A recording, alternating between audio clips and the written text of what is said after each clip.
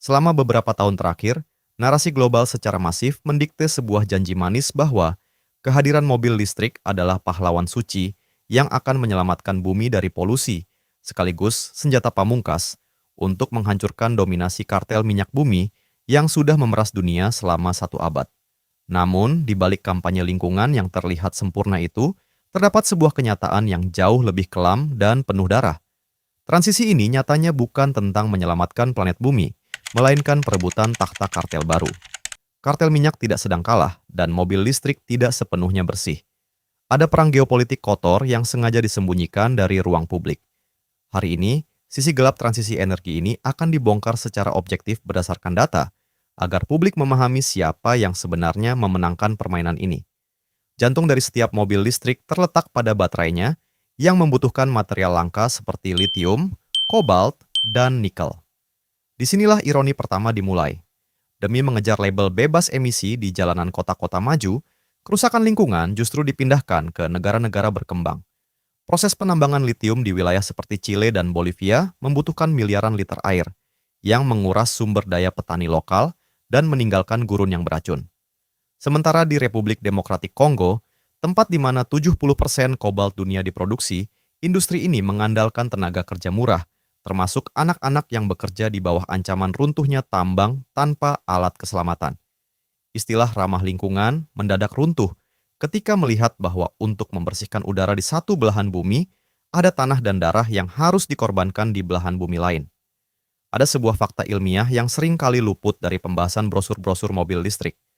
Mobil listrik memang tidak memiliki pipa knalpot, artinya tidak ada emisi langsung yang keluar saat kendaraan berjalan. Namun, sebuah pertanyaan kritis harus diajukan.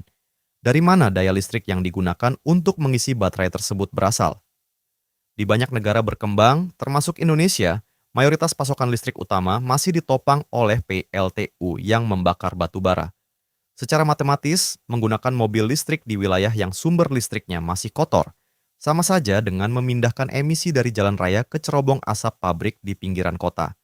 Kendaraannya bersih, tetapi proses produksinya tetap meninggalkan jejak karbon yang masif. Industri otomotif global menyadari hal ini, namun menyembunyikannya di balik kampanye pemasaran yang masif demi memicu gelombang konsumtif baru. Banyak yang mengira organisasi negara pengekspor minyak atau OPEC sedang ketakutan setengah mati menghadapi era elektrifikasi. Asumsi tersebut keliru. Kartel minyak dunia adalah entitas dengan likuiditas keuangan terbesar dalam sejarah peradaban manusia. Mereka tidak tinggal diam untuk digantikan. Strategi yang mereka jalankan bukan melawan transisi, melainkan membelinya.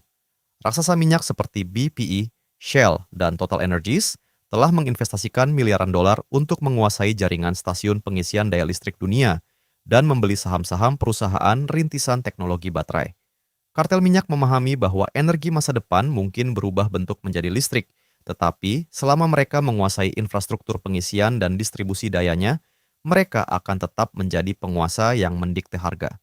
Ini bukan tentang matinya sebuah kartel, melainkan proses ganti baju dari kartel minyak menjadi kartel energi terpadu. Memahami realitas ini memberikan sebuah sudut pandang baru yang lebih matang bagi publik. Menjadi konsumen yang cerdas berarti mampu melihat bahwa transisi ke mobil listrik bukanlah solusi ajaib yang instan bebas dari dosa industri. Ini adalah sebuah pergeseran bisnis makro global.